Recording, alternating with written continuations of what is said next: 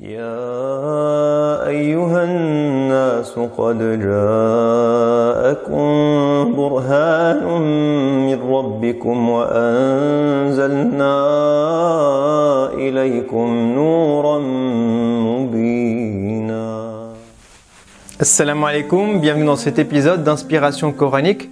Aujourd'hui, j'ai souhaité partager avec vous une des consignes qu'Allah subhanahu wa ta'ala a donné à Sayyidina Moussa et à son frère Haroun lorsqu'il leur demande d'aller voir Pharaon. Allah subhanahu wa ta'ala leur dit اذهبا إلى فرعون إنه طغى فقولا له قولا لينا لعله يتذكر أو يخشى. Allah subhanahu wa ta'ala dit à Sayyidina Moussa et à son frère اذهبا إلى فرعون, donc allez voir Pharaon, إنه طغى. Et ce qui est intéressant, c'est qu'Allah subhanahu wa ta'ala ici décrit Pharaon comme quelqu'un qui a dépassé toutes les limites. Tara veut dire que c'est quelqu'un qui se rebelle contre tout, qui se croit au-dessus de tout, qui fait tout et n'importe quoi, qui est capable de faire énormément de mal. Il ne respecte plus aucune règle, aucune éthique, il ne respecte rien. Mais ce qui est intéressant, c'est ce que Allah dit à Sayyidina Moussa et à Haroun juste après. Il leur dit فَقُولَا لَهُ قَوْلًا لَيِّنًا. Il leur dit parlez-lui d'une manière douce, d'une manière tendre, d'une manière gentille. لَعَلَّهُ يَتَذَكَّرُ أَوْ يَخْشَى. Peut-être que si vous utilisez les bons mots de la bonne manière et que vous parlez comme ça, eh bien peut-être qu'il se rappellera. Peut-être qu'il aura un moment de prise de conscience et qu'il reviendra vers Dieu, qu'il prendra conscience que Dieu est plus grand, plus fort que lui et qu'il craindra Allah subhanahu wa ta'ala, qu'il se rendra compte de qui il est en se rappelant de tout ça. Et ce qui est intéressant ici, c'est cette source d'inspiration que Allah nous donne dans la manière dont on doit parler aux autres. Subhanallah, on voit dans notre quotidien que parfois on est dur entre nous. Parfois on va être méchant avec les gens avec qui on parle. Parfois on va prendre les gens de haut. Il arrive parfois qu'il y ait des gens qui sont un peu novices, que ce soit dans la religion ou que ce soit dans notre travail ou dans notre association. Il y a des gens qui sont débutants.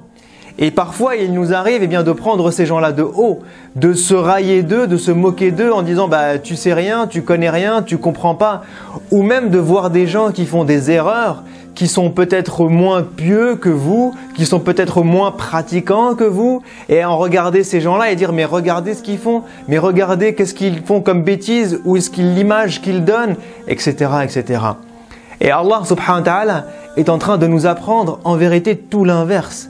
Il est en train de nous apprendre que même avec le pire homme que l'histoire de l'humanité ait connu, Pharaon, cet homme-là qui se prenait pour Dieu sur terre, cet homme-là qui n'avait aucun problème pour rendre en esclavage tout un peuple, cet homme-là qui n'avait aucun problème pour tuer des enfants de ce même peuple, eh bien cet homme-là, Allah est en train de nous dire, lorsque vous essayez de le ramener à Dieu, lorsque vous essayez de le ramener à la raison, eh bien parlez-lui gentiment. Parlez-lui doucement, parlez-lui avec amour et avec tendresse. Parce que si vous lui parlez de manière sévère, si vous lui parlez de manière dure, eh bien c'est sûr que ce sera contre-productif. C'est sûr qu'il ne comprendra pas, c'est sûr qu'il ne reviendra pas vers moi. Au contraire, il fera barrage et il s'entêtera dans sa manière d'être parce que vous n'avez pas utilisé les bons mots.